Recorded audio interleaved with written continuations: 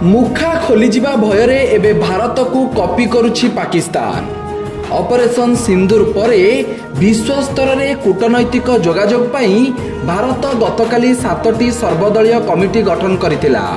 एही कमिटी गुड़िक विभिन्न देश गस्त करी सीमा पार आतंकवाद विरोध रे भारतर लड़ाई संपर्क रे अवगत कराइबे।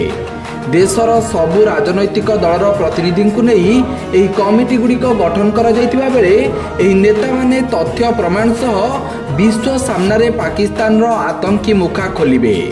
आउ एही घोषणार खबर पाउ पाउ हड़बड़ई जाइछि पाकिस्तान। निज मुखा खोलीजिबा भୟରେ एबे भारत विरोध रे विश्व समुदाय आगरे फेरा देबो बोली घोषणा करिछि। भारतर प्रतिनिधि मंडली घोषणा कर किछि घंटा परे भारत को कॉपी करी पाकिस्तान पीपुल्स पार्टी अध्यक्ष तथा देशर पूर्वतन वैदेशिक मंत्री बिलावल भुट्टो जरदारी को निज अंतर्जातीय शांति कमिटीर नेतृत्व नेबा पई नियुक्त करिछि पाकिस्तान। बिलावल भुट्टो एबे अंतर्जातीय मंच रे भारत विरोध रे फेरा देबे।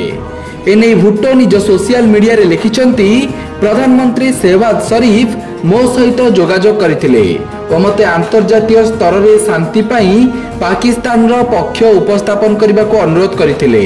मु ए चैलेंजिंग समय रे पाकिस्तान रो सेवा करबा को प्रतिबद्ध।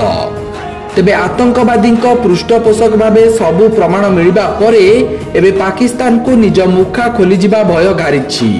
तेणु एबे भारत को कॉपी करबा आरंभ करिछि पाकिस्तान। तेबे आग को भारतर एही सर्वदलीय आतंकवाद विरोधी कमिटीर जुक्ति आगरे विश्व स्तर रे पाकिस्तान कौन जुक्ति रखुछि ताहा देखिबाकू बाकी रहिला। Bureau report, Satyapath news.